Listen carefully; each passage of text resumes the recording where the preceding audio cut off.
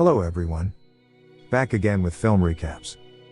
In this video, I will recap one of a horror thriller films from 2019, titled Midsommar. Before we get to the storyline, I'd like to wish everyone a happy and great day. Without further ado, let's get straight to the storyline. The film opens by showing us beautiful views of quiet, snowy wilderness.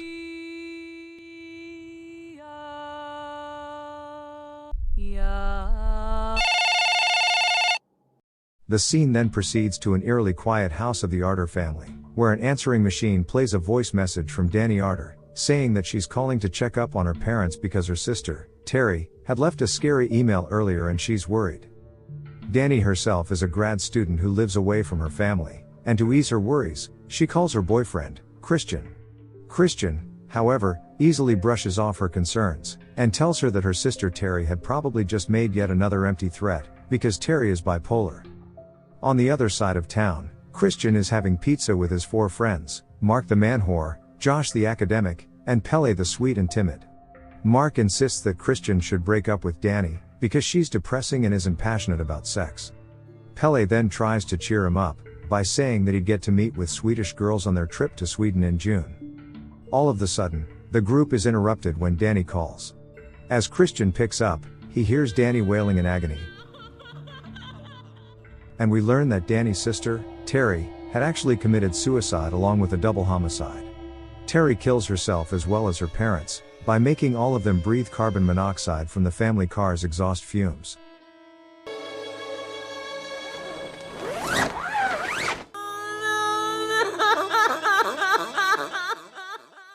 On the next day, Dani and Christian attend a house party, where they meet Pelle, Josh, and Mark, who openly share to their excitement about their joint trip to Sweden this summer. Dani seems a little upset that Christian has not told her about this, but she waits until they get home before she finally says something. When she confronts him about it, Christian's reaction shows us that he is manipulative. He gaslights her by making her feel guilty for complaining about being kept in the dark, and she starts apologizing to him instead. On the following day, Christian announces to his friends that he has invited Dani to their trip, because he feels bad for her. Mark seems to mind, but Pelle appears to genuinely welcome the idea. When Dani comes over soon after, she and Pelle have a chat and we can see that Pelle is sweet on her. He gives her an idea about his commune's annual summer solstice festival, that they're going to attend by showing her pictures. In fact, the festival occurs only once every 90 years, and Josh, who is writing his thesis on European midsummer festivities, regards it as a once-in-a-lifetime opportunity. Pelle empathizes with Dani's loss by telling her that he knows how she feels, because he lost his parents as well. Long story short, summer has arrived and the group leaves for Sweden. After their flight lands, they take a 4-hour drive to reach Hälsingland.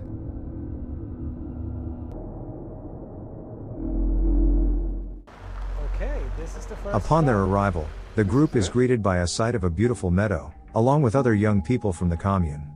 According to Pelle, they are returning home from their studies abroad as well. Pelle introduces the group as his American friends, and among others, they get introduced to Ingmar, Pelle's brother. Ingmar brought home a couple of tourists from London, Simon, and Connie. He also brings a bag of magic mushrooms, and Mark proposes that all of them should take them right away. Dani is reluctant at first, but changes her mind after Christian yet again gaslights her to participate. Sensing Dani's hesitation, Ingmar offers Dani a mushroom tea instead.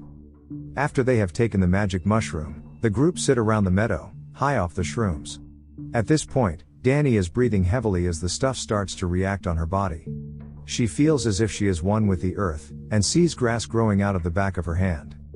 But suddenly, she snaps out of it and announces she's going to take a walk. She appears distraught and begins talking to herself, saying that she shouldn't be thinking about that, and that it's almost her birthday. As she walks by another group of young people, they start laughing at her, causing Dani to become even more upset. She then sees an outhouse and enters it. Alone in the dark, she briefly sees a figure of her sister standing behind her from the reflection in the mirror. As a result, Dani bolts out of the outhouse in panic, and enters the woods.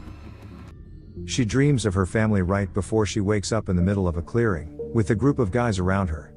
Christian tells her that they found her 6 hours ago, and that the sky never went dark. Pele then announces that they're now about to head to their final destination. The groups walk through the wilderness, until they arrive at the commune of the Harga people.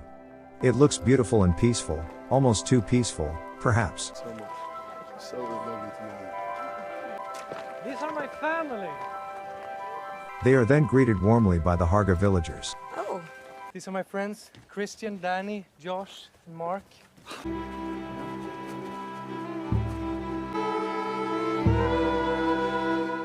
A ceremony to welcome the tourists as well as the solstice is commenced, led by their commune's leader, Siv. Josh wants to take pictures but Pele tells him he should do it quietly.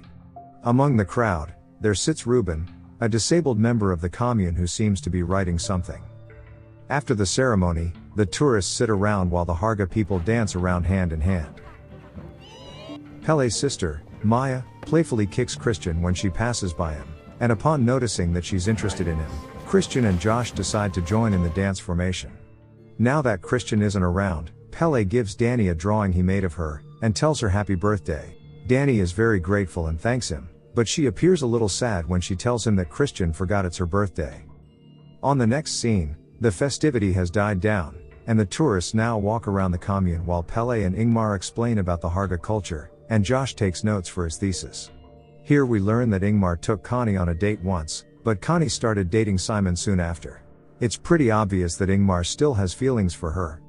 The group then sees a lone triangular building and asks Pele what it is. He explains that it's a sacred building, and that no one's allowed in. They pass by a caged bear that is unclear what the bear is being kept in the cage for. Moving on, Pele shows his group of friends to the sleeping quarters, and explains that the Harga sees life like the seasons, and jokes that Harga people die when their seasons end, which is at 72 years old. Danny comes across a Hall of Fame, and Pele explains that the women in those pictures are the May Queens who are picked every year during the festival. Soon after, a young Harga woman, Inga, comes in to inform Pele that they're going to watch a movie. Mark seems excited at the prospect of sleeping with a Harga girl. After that, Christian takes Danny outside and sings her happy birthday with a slice of cake, to make up for the fact that he forgot it's her birthday today. Danny seems a little upset but forgives him. At night, Pele tells them all to rest up because there's a big ceremony tomorrow called a Testupan. When Christian inquires about the ceremony, he refuses to answer because he wants to keep it a surprise. On the next day, the ceremony begins. The Hargas stand around a set of dining tables arranged in a formation, and wait for two elderlies to come.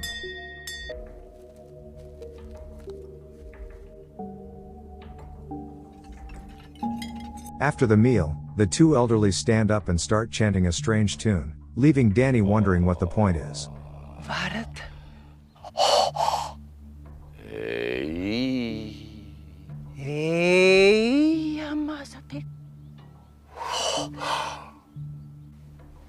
Once they're done, the Hargas make a toast.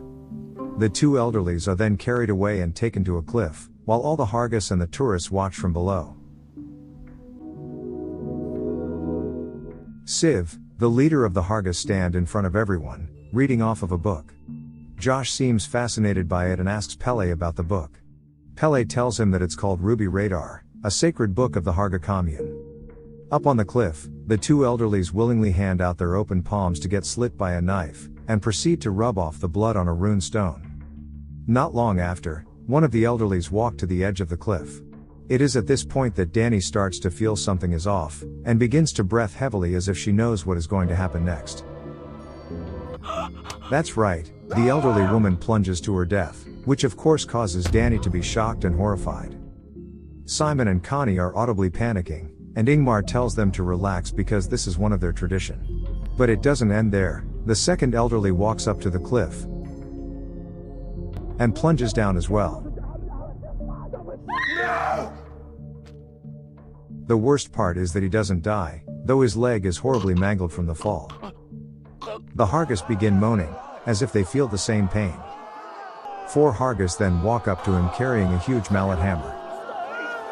One by one, the four Hargas take turn to crush the man's head, crushing his skull repeatedly to ensure he has died and complete the ritual. This time, Simon and Connie could not take it anymore, and begin to leave while cursing at the Hargas. The leader stops them though, and takes her time to explain that this is simply part of their custom, and the two elderlies had just reached the end of their life cycle, and they welcomed it with joy. After that horrible custom, Christian finds Josh and tells him that he wants to do a thesis about the Hargis too, which prompts Josh to get angry because he's been working on his thesis about the Hargis for a while now. However, Christian's mind is all made up, and he insists that he's doing a thesis on the Hargis no matter what. Josh then confronts Pele to vent about his anger at Christian. Pele seems surprised that they're doing their thesis on his commune and advises against it, saying that the elders would not approve of such documentation. But he eventually promises to talk to the elders about it, and Josh is satisfied for now. Danny is now back in the sleeping quarters, and she is packing up to leave. Pele finds her and she breaks down when she sees him, clearly overwhelmed by what she had just witnessed given her recent trauma. Pele calms her down and tells her that out of everyone that he brought here, he was most excited for her to come. He then tells her about how his parents died in a fire when he was a little boy, and though he was an orphan, he never felt alone because the community raised him and made him feel held and loved. He then takes her hand and asks her if Christian makes her feel loved. In this moment, Danny finally learns that Pele is pretty much in love with her. Later that night, Danny dreams that all of her friends are sneaking out of the commune.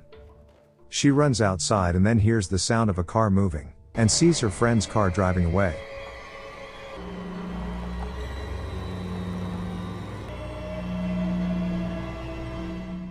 Early in the morning, while the group is still asleep, Pele's sister Maya tucks a sort of talisman under Christian's bed. Later that day, Pele tells Josh that the elders have given Josh and Christian permission to write their thesis on the Hargis, with the condition that they don't use any real names, or specify the location of the commune. Mark seems disinterested and announces that he's going to take a piss. Josh then takes out the talisman he found under Christian's bed, and Pele tells him it's a love rune. Christian walks up to them and Pele tells him about the love rune, and that his sister, Maya, seems to have a crush on him. Then all of a sudden, one of the Hargis start yelling. It turns out that Mark had taken a piss on the ancestral tree, which is where the ashes of the dead Hargis are spread. Even Pele seems pretty pissed off by this. On the other side of the commune, Connie seems to be in a rush to leave the commune. One of the Hargis then comes up to her, and tells her that Simon had left first, and that Connie should take the next train that leaves, which is not for another day. Of course Connie finds this hard to believe, and goes off to find Simon. Danny, who overheard this entire conversation, goes to find Christian to tell him about it. But Christian seems nonchalant about it though, and seems more interested in asking the Hargis questions for his thesis.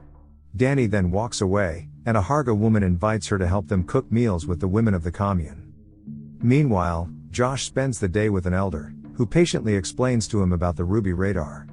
Apparently, the Ruby radar is an everlasting work in progress that in every generation, is written by a disabled person in the commune. In this generation, the writer is Reuben, who is a deliberate offspring of incest between the Hargis.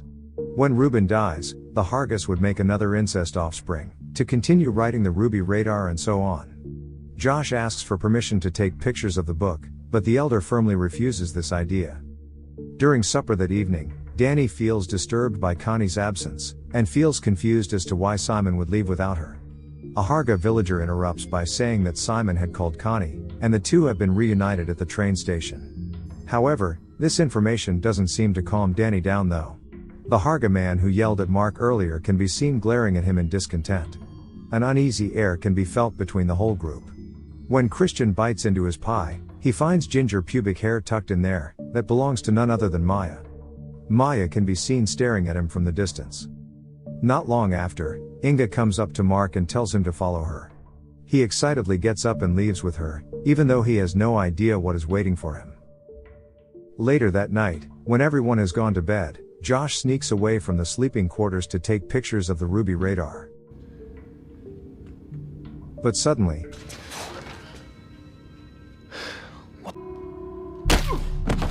a figure without pants wearing Mark's shirt approaches him.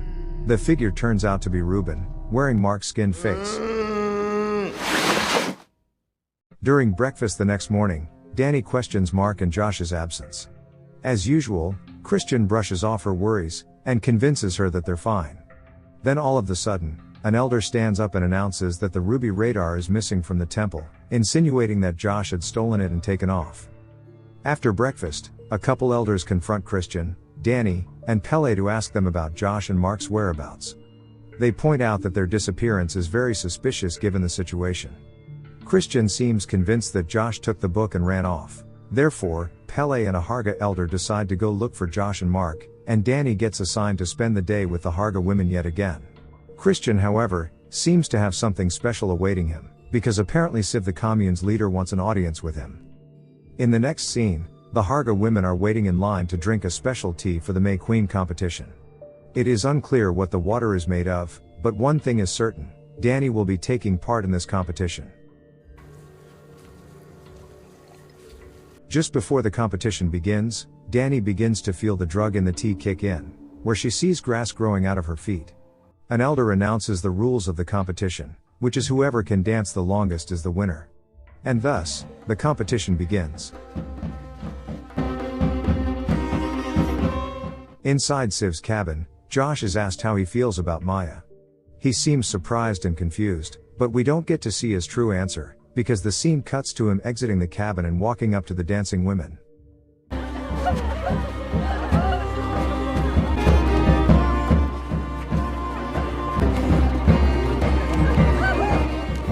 After a while in the competition, the women begin falling down to the ground, until there are 8 left dancing.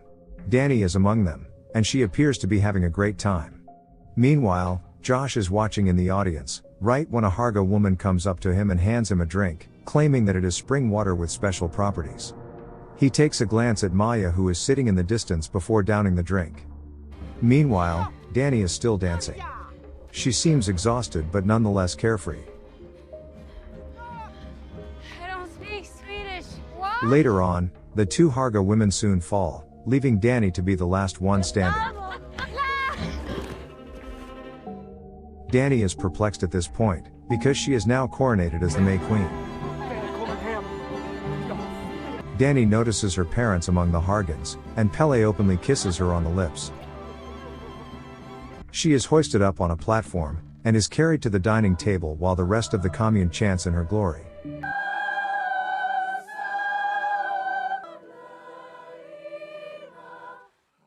Christian, however, doesn't seem all that excited, and simply watches from the distance. Danny revels in her throne and the newfound love she receives, and the Hargans dine together in joy and peace while Christian looks unwell. He's probably having a bad trip from the drink earlier. He also seems unaware of his surroundings and is wincing in pain. Maya then stands up and walks away from the table, her gaze never leaving Christian the whole time. After their meal, Siv announces that it is now time for the May Queen to bless the crops and livestock, and that Danny must go alone. Christian cannot come with her. Danny is then taken away to bless the crops and livestock. After she leaves, Christian is drugged again and led into a chapel, where he gets dressed up in Hargan attire. Inside the chapel, there is Maya lies at the far end of the room, waiting for him and surrounded by the rest of the Harga women, all naked and chanting a solemn song. He comes up to Maya and begins to make love with her. Meanwhile, Danny finally returns from her blessing ceremony, and she could hear something odd coming from the chapel. What's that? That's not for us. She approaches the chapel, and sees the view of Christian having sex with Maya through the keyhole on the door. She instantly feels sick and retches on the ground. The Harga women then come to her aid, and they begin trying to calm her down. They begin moaning and sobbing along with her, as if sharing the pain.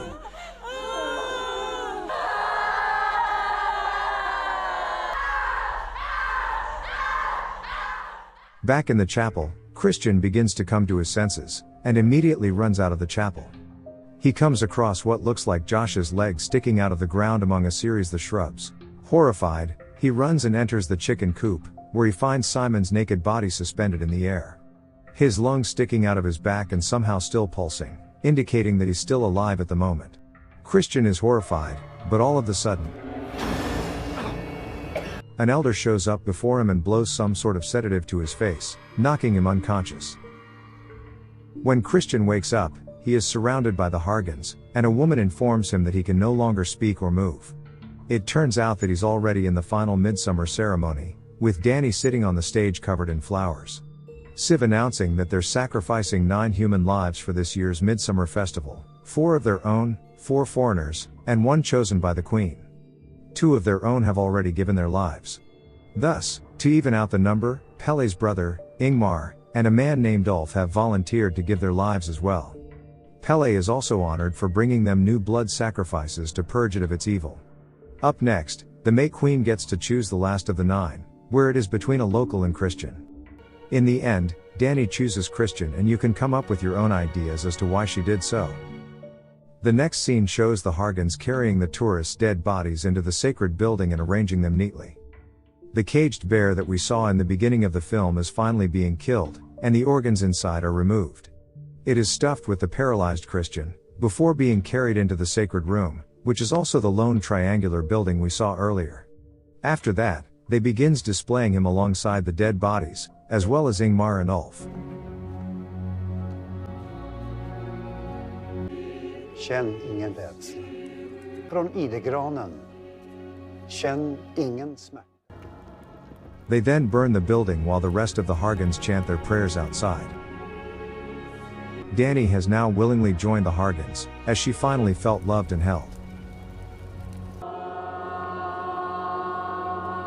The new May Queen watches the building burn, and the rest of the Hargans begin screaming and wailing in pain, feeling the pain of their people inside. Dani also screams and cries with the Hargans, now becoming one with them. The movie ends with Dani smiling in a maniacal bliss while staring at the burnt down building. Okay guys.